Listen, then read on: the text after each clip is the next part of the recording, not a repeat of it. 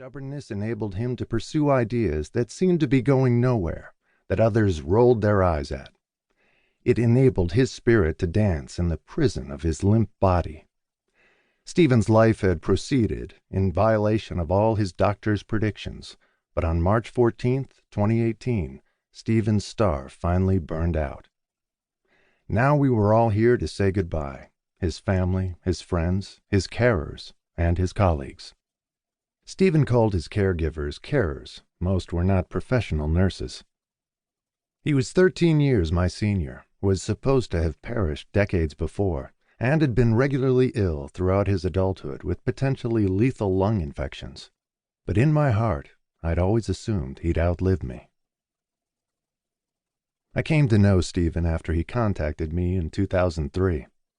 He asked if I would consider writing with him. He'd read my books, Euclid's Window, about curved space, and Feynman's Rainbow, about my relationship with the legendary physicist. He said that he liked my writing, and he liked that I was a fellow physicist who could understand his work. I was stunned. I was flattered. In the ensuing years, he and I would write 2 books together, and we would also become friends. The first book we wrote was A Briefer History of Time. That wasn't an original work. It was a rewrite of Stephen's famous A Brief History of Time. His idea was to make the original more understandable. Kip Thorne, a Caltech theoretical physicist who was one of Stephen's closest friends, once told me that the more physics you know, the less you understand a brief history. Stephen put it a little differently. Everybody bought it, he said. Not many read it. A Briefer History of Time was published in 2005. I was on the faculty of Caltech at the time. Stephen lived in England, but he visited Caltech each year for 2 to 4 weeks. His visits and our email communication had been enough for us to complete a briefer history. That, like The Universe in a Nutshell and his other books, was based on research he'd done in the 1970s and 80s. But after A Briefer History came out, we decided to write The Grand Design.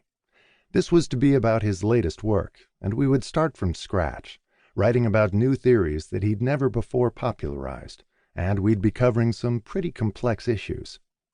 Parallel universes, the idea that the universe could have arisen from a state of nothingness, the fact that the laws of nature seemed fine-tuned in just the manner necessary for life to exist. It was clear that this would be a different game.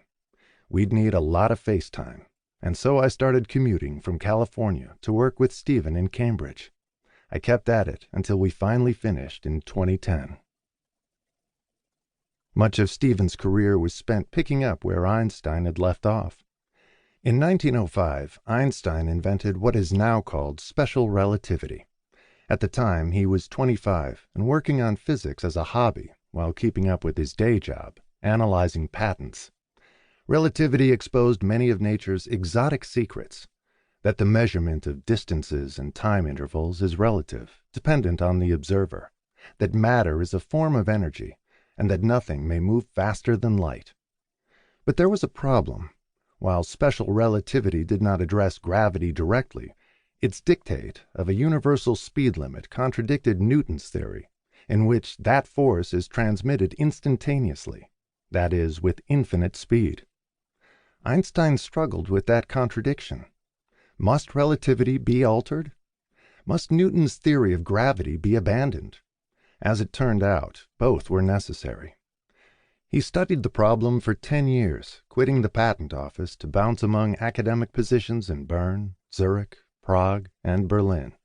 Finally, in 1915, Einstein completed his new theory, general relativity.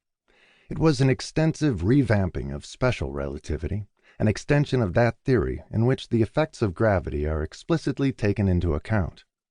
One of the many ways general relativity differs from Newton's theory is in correcting Newton's tenet that gravity is instantaneously transmitted. According to general relativity, gravity travels in waves in a manner analogous to waves of light, and at the speed of light, thus obeying special relativity's speed limit. Ironically, though the achievement of a satisfactory description of the transmission of gravity was one of the initial spurs to Einstein's development of general relativity, gravity waves were one of the last major aspects